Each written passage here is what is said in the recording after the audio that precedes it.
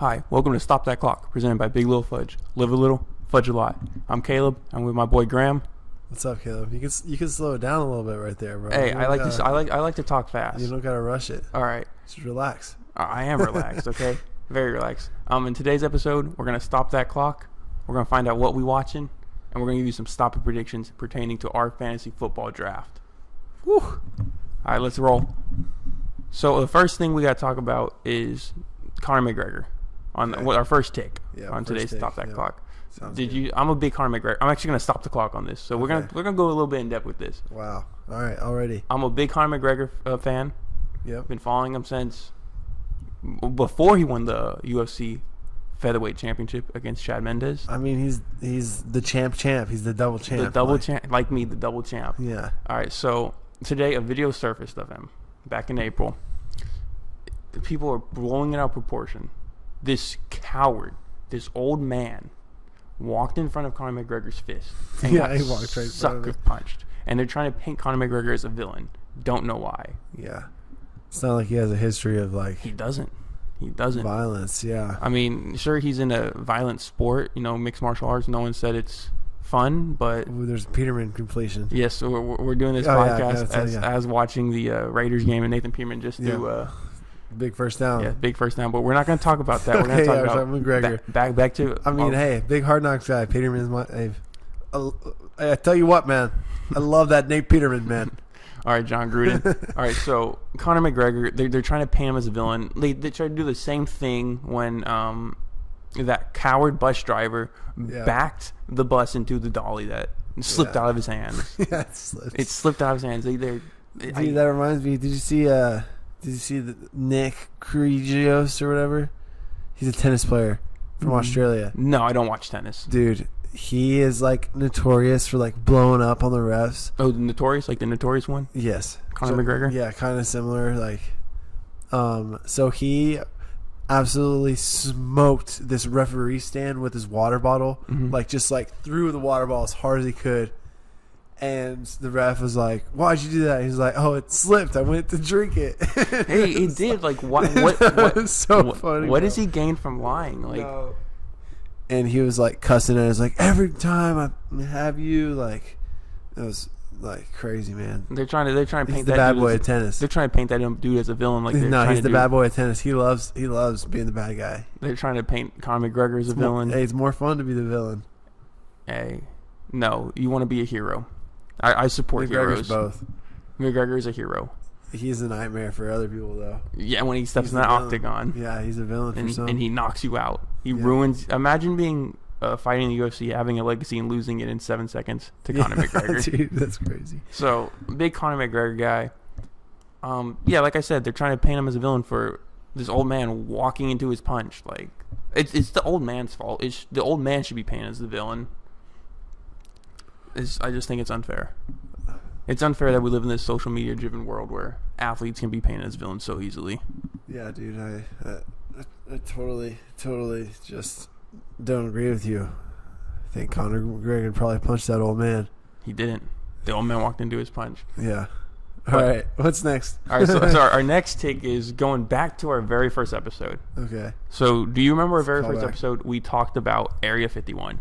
Oh, yeah. And we talked about how whether more Chargers fans are going to show up to their first home game or more people are going to show up to Area 51. Yeah. I think it is a mortal lock that more people are going to show up to Area 51 now because they changed it to a music festival. I'm not saying changed it to, but someone's hosting a music festival the same weekend that it's... it's supposed to go down. Yeah. Okay. So...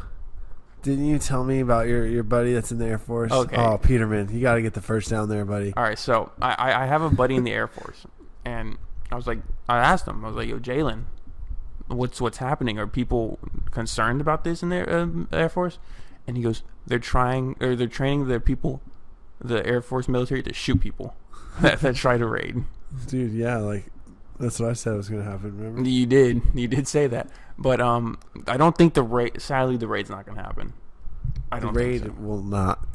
It's not going to happen. I think think the music festival will be a great success.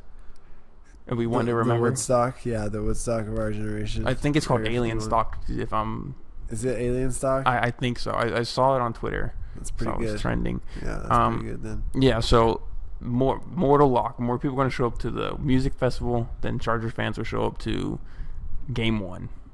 Yeah, so not including Colts fans on that. No, just Chargers fans. Mortal lock. Take it to the bank? Take it to the bank. All right, bet. Next, we have... What was our next thing we were going to talk about? I don't know. We should probably have that written down. Yeah, somewhere. we should have that written down.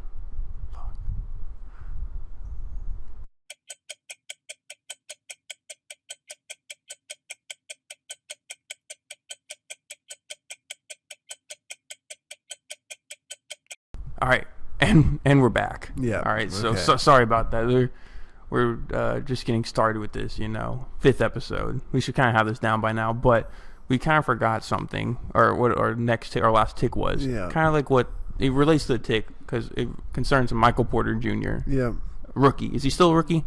No. Well, Ben Simmons logic, yeah. Yeah. So he's still a rookie in the NBA. Mm. He forgot the rules of social media, I guess. So there was an NBA meeting, I guess players attend, where Adam Silver talks to their players. Yeah. And so, he has he gives them their email, phone number. He's like, hey, if you got to contact me, I'm your boss. Yeah. Basically. Cell phone was on the projector screen. Mm-hmm. So Michael Porter Jr. decides to put it on his Snapchat. So now Snapchat story hey, look at me in the NBA. Yeah. Here, Mr. Commissioner up at the podium. So now I think a majority of the world knows Adam Silver's email and cell phone and his office number. All have been changed by now. Yeah, they have all been changed by now, but that number neighbor thing has been going around on Twitter. Yeah, I think it would have been funny to text Adam Silver and be like, "Hey, number neighbor," even though you're not his number neighbor. Yeah, just been texting him. Dude, I saw one tweet that said that had a screenshot of Michael Porter's screenshot or Michael Porter's picture, and then the guy had texted Adam Silver and said, "Hello," and then said, "You should probably tell MPJ to not put your number on social media." And Adam Silver just replied, "I know, period. Thanks." Do you think that was him or do you think that was photoshopped? Dude, I hope that's real, but I doubt it. So, yeah. I'd like to believe that's how Adam Silver would text, though. Yeah. With correct punctuation and all that. Yeah, so, for sure. Yeah, don't be a Michael Porter. Keep your information private. Mm-hmm. Don't be giving that out. Yep. So, I think that's it with Stop the Clock. There wasn't much going on since our last episode. We recorded it Wednesday. It is now Thursday. Mm. So, but that will take us into our next segment, our very first segment of this new segment called What Are We Watching? What are we watching? What are we watching, Graham? The Call of Duty Championships? Oh, yeah. We are watching the Call of Duty Championships. Or not currently, but we're watching Monday Night Football. But the thing we're going to be talking about is the Call of Duty Championships. Okay. You a big Call of Duty fan? I used to be a bigger fan. All right. I've never gotten into Call of Duty esports. All right. So like I said, video game guy here. Yeah, big video game guy. Big video game guy here. So the Call of Duty Championships is an esports tournament where they take the top teams from the world and they play Call of Duty, and the winning team will get $500,000. Wow. With each player getting $100,000. That's fun.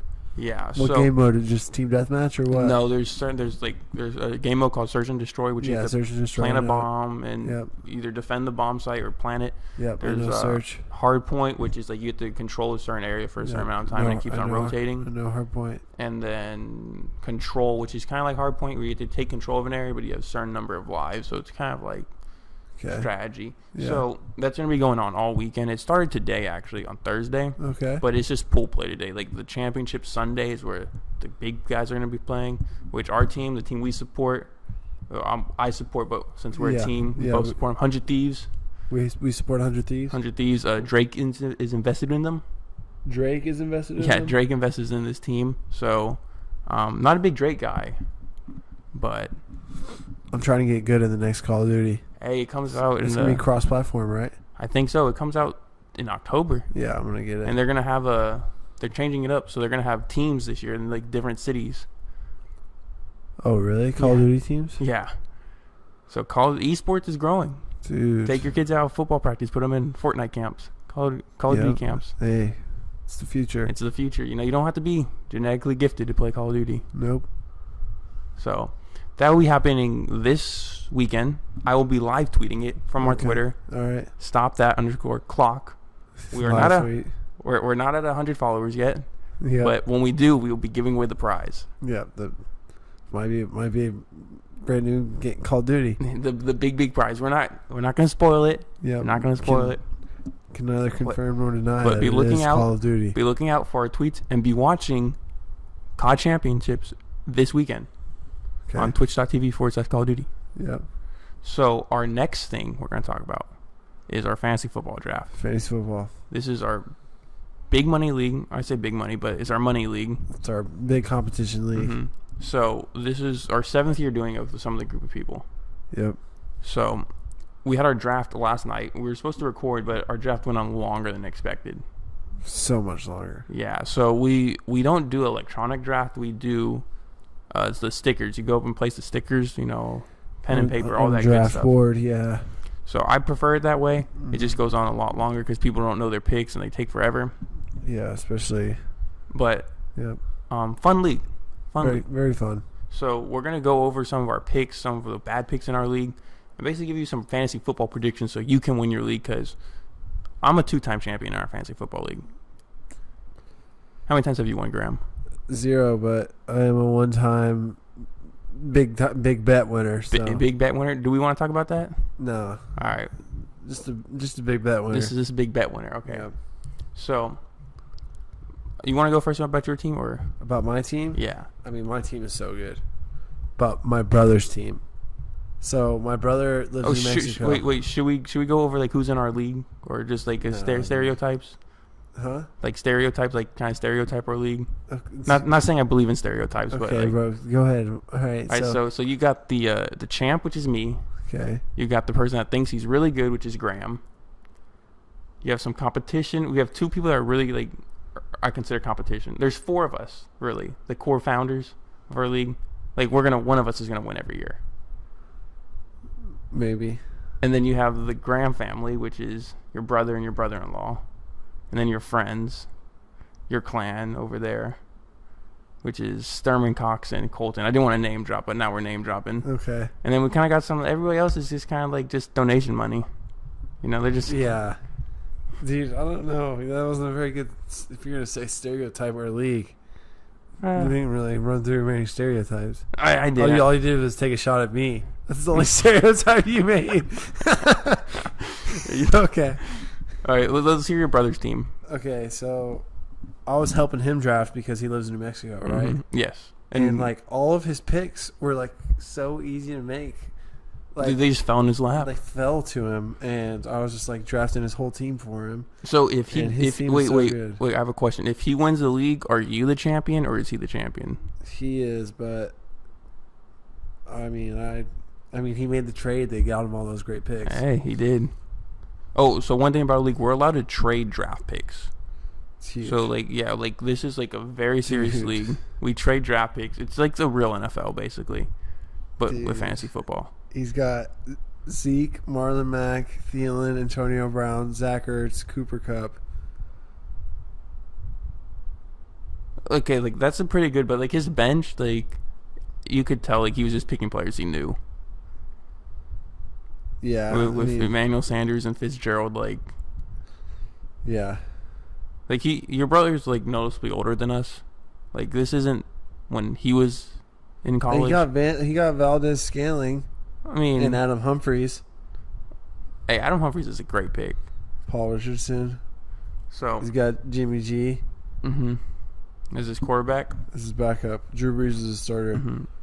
He's got Zach Ertz, dude. Yeah, the 3rd best tight end in the league. And Zeke, Marlon Mack, Thielen, and Antonio Brown, bro. That's pretty good. That 4 right there. That could carry him pretty far. Dude, what? That is so good. My team is. Let's hear it. Okay, so I got Russell Wilson, Kyler on my bench for whenever Kyler inevitably just is dropping 30 a game. Mm-hmm. And then Dalvin Cook and Tevin Coleman. Is your running backs? As Phillip Lindsay as my potential running back 2 or flex from one to the other. And then I have Odell and Michael Gallup, Corey Davis and Christian Kirk, and then I have the game's that's the best tight end in the game, Travis Kelce. George Kittle's hurt right now, bro. It doesn't matter. We're in the second week of preseason. So you might be thinking like, oh, y'all drafted really early. We draft early because we like to do a live draft, and these kids are going off to college soon. Yep. You know, they like to go away to college and not learn anything. But my team, I drafted a great team. So I had the first overall pick, but I traded back to gain an extra second-round pick. So my first picks were 8, 15, 24, and 25. And I took Devontae Adams, Juju Smith-Schuster, which is going to be wide receiver 1 and wide receiver 2, scoring-wise. I don't like Juju. I took Kerryon Johnson, who's going to be a top 10 running back. And then my fourth pick, which I got some heat for, was David Montgomery from the Chicago Bears. You picked him so early, bro. I had to pick him early because he wasn't going to make it back to me at 48. So I picked him early. I think he's going to be a stud. And I looked at it like this way. If we were drafting in week 4 of the preseason, that's where David Montgomery would be going at pick 25. Dude, whatever, man. Whatever. So I picked him, and then I got the best quarterback in the game in Aaron Rodgers. And then I have the best tight end in the game in George Kittle as my keeper. No, dude. He's not the best tight end in the game. I have one bold prediction, because it's a stop-it prediction. It's kind of what we're going to segue into. Okay. So David Montgomery will be a top 7 running back this year. I don't agree. Because I have some reason behind Cohen this. Tariq Cohen's a passing game threat. He's not going to take rushing yards away from him. Dude, he will take rushing attempts, my bad. Do you know who Jordan Howard is? Totally could. All right, so Jordan Howard had 250 rushing attempts last year in the Chicago Bears offense. Jordan Howard is awful. He is bad. Very, very bad. And I think just getting a good running back like David Montgomery, someone who averaged 5.1 yards per carry in college, he's going to be a beast back there. Matt Nagy made Kareem Hunt. Look what happened when Matt Nagy left Kansas City and left Kareem Hunt on his own. Turned to a criminal. True. And then I have another prediction. You ready for this? Yeah, what is it? All right, so last year in the draft, I drafted the Chicago Bears defense prior to the Khalil Mack trade. This year, I drafted the Buffalo Bills defense prior to the Jadeveon Clowney trade they're going to make. I'm a Texans fan, so it hurts me to say that Jadeveon Clowney's going to go to the Buffalo Bills. He's not going to the Bills. But when they get the Bills, take this to the bank. We're kind of mixing segments here. The Buffalo Bills are making the playoffs and winning a playoff game. Dude, you've already said that the Jets and the Patriots will make the playoffs. Okay, if they get Jadeveon Clowney, the Jets are gone. I'm sorry. Dude. And probably the Titans too. Huh? And probably the Titans too. No, you're out of your mind. The Bills are going to be good this year. Jadeveon Clowney. With Jadeveon Clowney. No. You said Josh Allen was bad. No, I didn't. You did. No, I didn't. I said, what about Josh Allen? You said, he's a defensive player. I did. You did. I did, because he is a defensive player. You knew which Josh Allen I was talking about, and you intentionally made that joke. No, I didn't. Yeah, you did. No, I thought you were talking about the Josh Allen from Kentucky, not Josh Tall Guy Allen. He looks good in shorts. So do you have any predictions? Oh, that I win the championship. Did you just win the championship? That I finished better than Joe Petty. Oh, do we want to talk about that or no? All right, another big bet there. We're not going to talk about. Not a big bet. Medium bet. It's a small bet. It's not even a real bet. Okay. I guess a big bet to me because I don't really make bets. Yeah. So, I think that wraps up today's episode. Yeah, dude, it's fun, Caleb. It's good to see you, bro. Yeah, good to see you too. Update. Yeah. Tuesday. Hey, yeah. Next Tuesday's episode potentially will be on Apple Music and Spotify. We are looking into that. We are. If you listen to Wednesday's episode about Hard Knocks, we didn't put an intro. We didn't put the Stop It Michael Jordan because I was reading up on it. It has to be copyright free. I'm not gonna lie, kind of just put that from the internet. Both those things. So we're gonna look into it. We're gonna make this thing copyright free, and we're gonna put it on Apple Music or Apple Music. It's Apple Podcast, right? Yeah. And Spotify. Apple Podcast and Spotify. Sounds. And that will be up there, and then it will be up there for every time. It will still go up on YouTube too. So if you don't have Apple Music or Apple Podcasts, also on YouTube, yeah. we're gonna try and film these too. Eventually. Yeah, we just keep on growing. This is only 5th episode. Like I said, dude. talk to us when we're in episode 105. 1005. Ooh, 2005. All right, bro. All right. Get Peace. out of my house. Bye.